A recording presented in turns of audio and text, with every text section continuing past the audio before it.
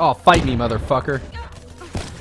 Oh, telling you, I'm gonna figure out this sniping thing. I don't think I've ever just sat down and told you guys a story before, so here goes nothing. This is the time I almost died. So if you watched my 10 facts about me video, or you've seen me stream Forza, or you've pretty much just listened to me talk over ever, you would know that I'm sort of big into like racing. I love racing. I guess that has to do a little bit with like the southern culture. We're just a bunch of high octane But anyway, back when I was like, I had to have been 10 or 11. It was during 2001. I looked on some forums yesterday.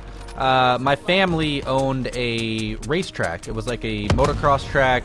We did, like I said, motocross races, ATVs. We had a sand drag strip, mud racing, any type of racing you could think of, we did it. And my dad was always for me racing. It was fine. He bought me a 3-wheeler. It might have been his, actually, and he just handed it down to me. Which, by the way, is like the most dangerous fucking piece of equipment you could ever try to ride on, a 3-wheeler. But yeah, my mom wasn't all for it. She thought it was super dangerous, so she always hated the fact that I would ride the 3-wheeler or do anything. I was always in charge of the go-karts. We had go-karts, too.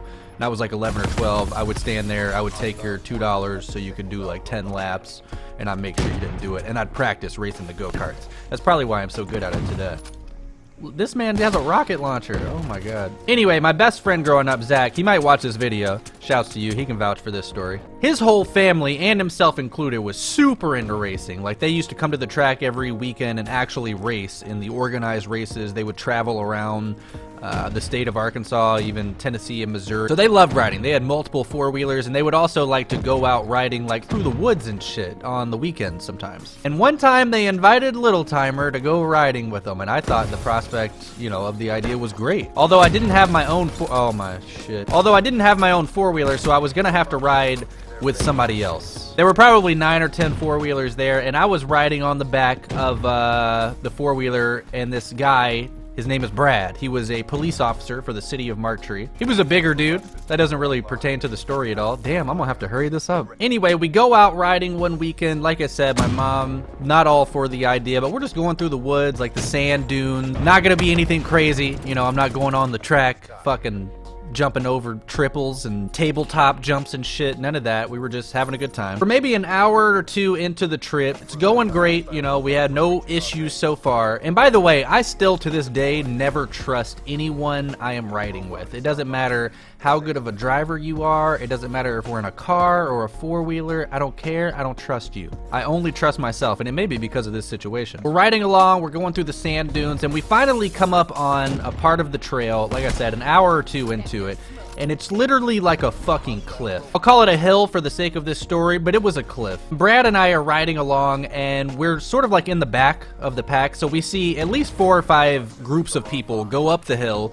You know, we're not going down it, by the way. We're trying to go up it. And we watched them go up it, but I was still kind of freaked out, even though nobody else had any issues. So I told Brad right then, I was like, yo, Brad. I was like, yo, Brad, I'm just gonna hop off and walk up, and then I'll meet you up there. Brad was like, nah, man, we got it. Don't worry about it. And I was like, nah, for real, Brad, just let me get off. I'll be cool. I'll walk up, and we'll be good. I'll let you do it. Keep in mind, I'm like fucking 12 at this point, so if Brad doesn't want me to get off 4-wheeler, I'm not getting off. Turns out Brad didn't want me to get off the 4-wheeler because he accelerates towards this hill, and we start venturing up the son of a bitch. Once we get about 3/4 of the way up the hill, I feel a problem. The front 2 tires have completely came off of the hill, and we are now beginning to tip over backwards. I am 95 pounds soaking wet at this point, and I am on the back of a, I don't know how much ATVs weigh. It's gotta be at least 1,000 pounds, right? They were the big ass, like, not racing 4-wheelers, like the ones you go through the mud and shit on. I don't know what they're called exactly.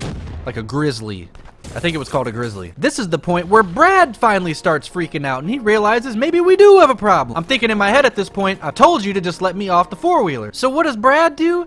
Brad bails off the 4-wheeler as we start tipping over backwards. I fall at least 10 feet onto my back, hurt like a mother. So boom!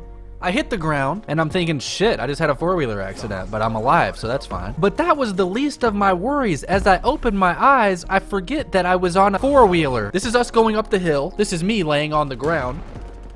I open my eyes, and I see this 1,000-pound 4-wheeler coming right at my face. Keep in mind, this is all happening in real time. Oh, you just got fucked. This is all happening in real time, so it's very quick. I'm literally watching my life flash before my eyes at this point, when out of nowhere, Brad fucking drop kicks this four-wheeler in mid-air, diverting its path inches away from my face, my body. I mean, the four-wheeler was way bigger than I was. It would have absolutely crushed me. I'm thinking it could have possibly killed me with how fast it was falling at me. But Brad literally turned into Superman and drop-kicked the four-wheeler out of the way so that it did not fall on me. We ended up finishing the ride. It was another couple of hours. We had no more close encounters. My entire back, my arms were scratched to shit. I ended up lying to my mom, telling her that we drove through some trees or limbs or something. I still, to this day, I've never told her this. She'll probably watch this video and figure it out. And I was beat up as shit for like 2 weeks after that. Never went riding with them again. But I think to this day, I still owe Brad my life. Brad, if you're watching this, if you're still alive,